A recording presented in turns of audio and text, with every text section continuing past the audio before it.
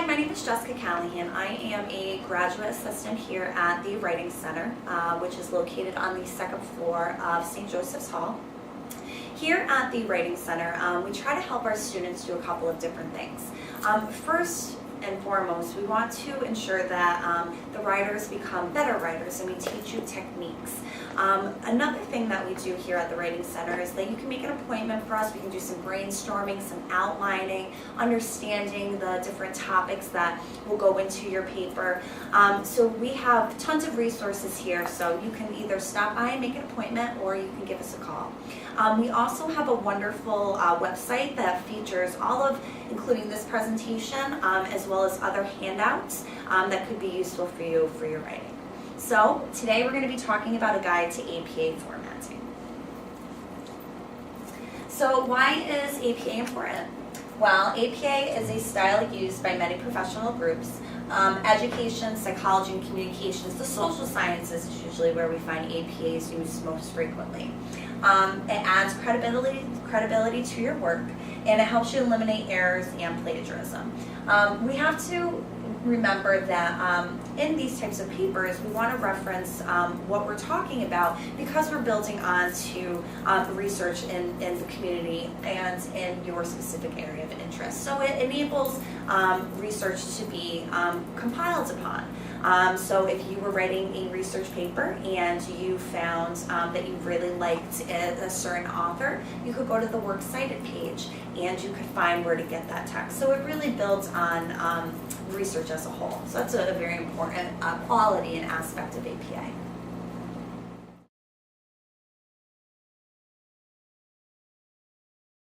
So the general formatting is 8.5 by 11 margins.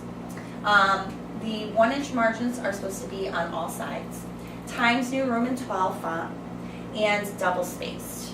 And you want to be sure that you don't have double spaces in between your paragraphs. So single spacing between paragraphs is best practice.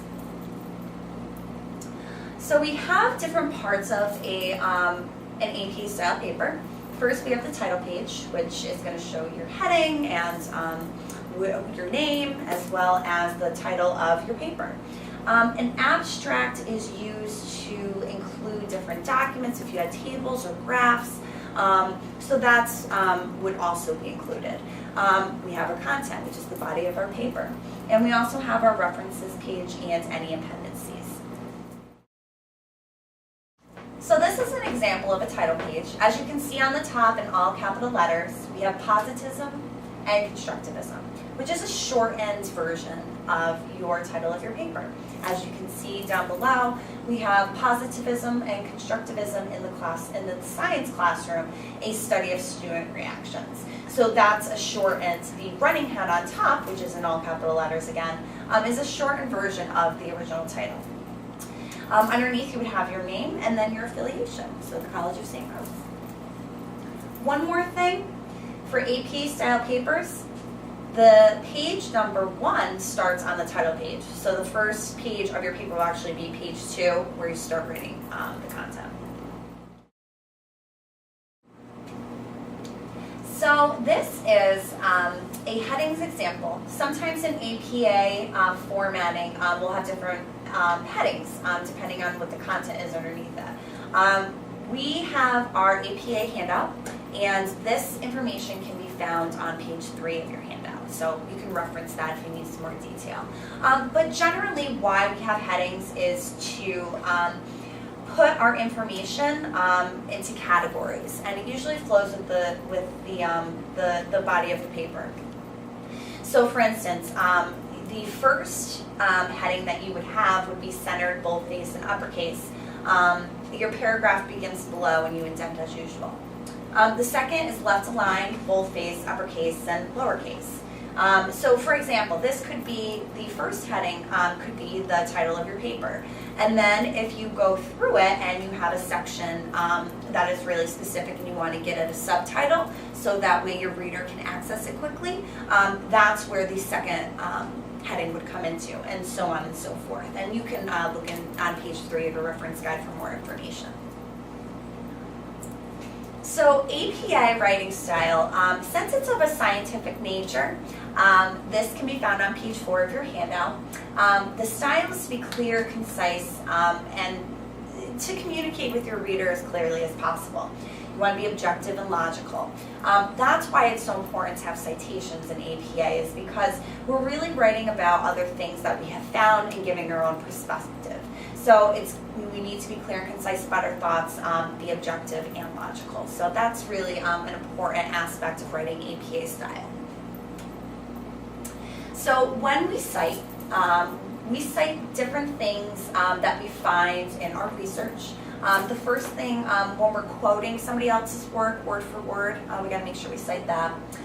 Paraphrasing, which is taking an idea from an author and structuring it and restructuring it in a way where it's our own words. Summarizing, so we're going to summarize an idea. Most of the time we get our ideas from something we've read or we heard, and then we put it into our own words. Facts, statistics, data from outside text, referring to an idea in passing, or use of any visuals from outside text. So these are all things that should be cited in the APA format. So, in-text citations. This is references, information in the paper that is not your own. APA citations include the author's last name, year of publication, and the page number. And all of this can be found on page 5 of your APA handout. So in setting up in-text citations, there's a couple of different ways to do it. Today's method A will be the idea that you have and then the last name and the year. And remember that the parentheses are always before the period. So I'd like to think of them as bookends. They would fly away without the period. So just make sure that the period isn't going to come before the actual citation.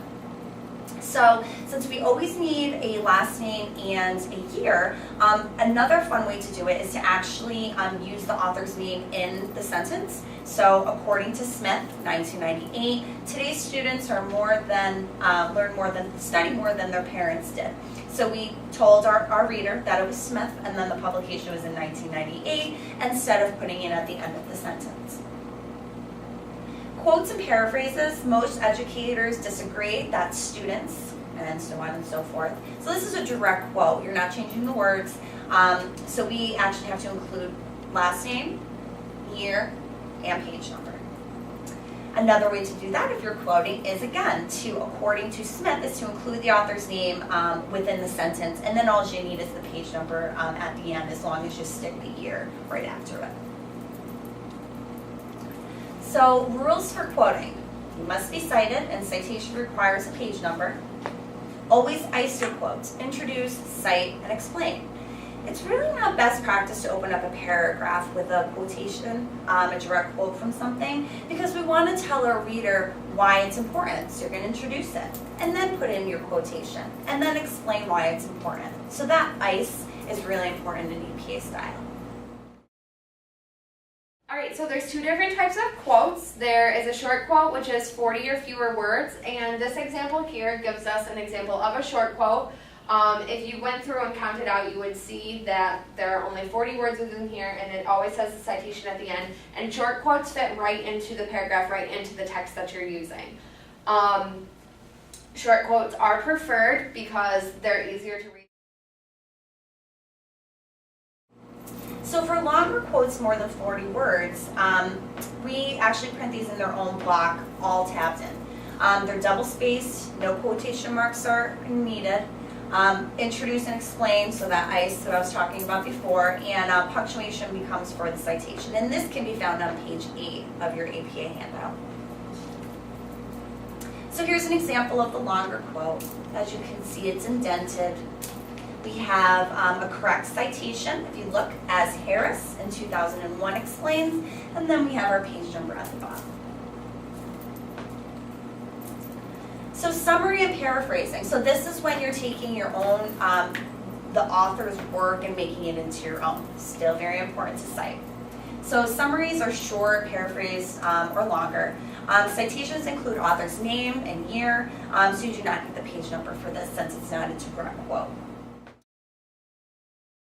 summarizing is when you're paraphrasing, you're taking parts of the passage and moving them around to where they fit to your work. So you could be taking something from the end or from the results section and placing that up towards your beginning, and then referring to things in the introduction in the later parts of your paper. It doesn't have to follow that same order, but with paraphrasing, you're putting it in your own words. You're not taking it word for word as you are with quoting.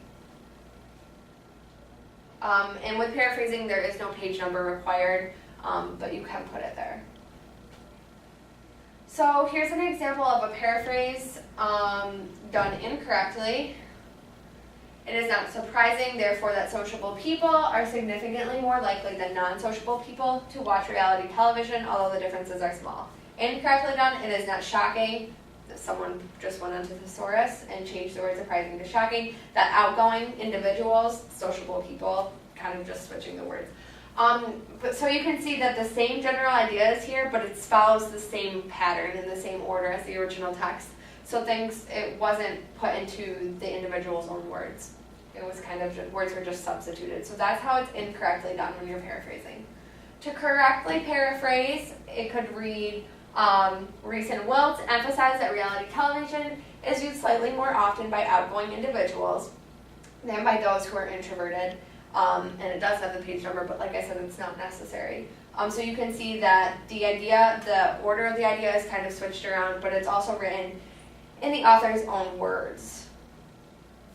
So some tips for paraphrasing. Read the original passage several times. Explain the passage orally to someone who has not read it. This really is helpful if you're just trying to discuss it to someone and explain to them what the main ideas and the purpose of the article that you read was. Then you're going to be able to reword it into your own words. So put the passage aside and write or type it in your own words. Like I just said, when you're talking it out loud, you're going to hear how it sounds and you can write that down. So check your version with the original to make sure that your ideas are consistent and they're saying the same thing. So the reference page is a list of all the sources that you use within your paper. Only use sources that you reference in the paper. If you printed off an article and you didn't read it or you didn't use it, don't put it in your reference page. It doesn't need to be there.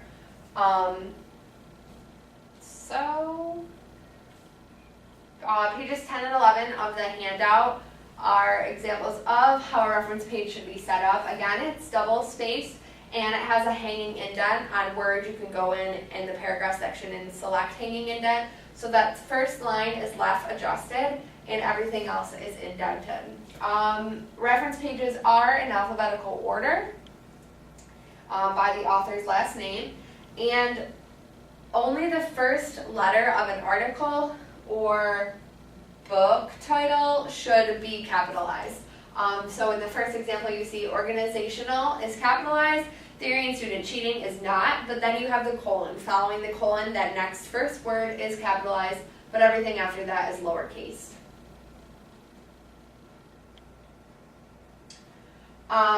After you have the title, you have the name of the journal, the title of the journal. Journals are always all capitalized and they're also in italics. As we discussed before, those larger sources are italicized. So the basic formatting for your reference list, this is an example for an article. Basically you have your author's last name followed by first initial, period, comma, and however many consecutive authors that you have. The date, which would just be your year. Title of your article, as I said before, just the first word is capitalized. Title of your periodical, journal, database, whatever you use, that's in italics and capitalized. Your volume number is also italicized, followed by the issue number in parentheses, unitalicized, and the page range. So here's our example. We have author last name, first initial. This is one author. Year, your title, and then your journal title. You can see the 27 is in italics, but the 3 is not, and then your page range.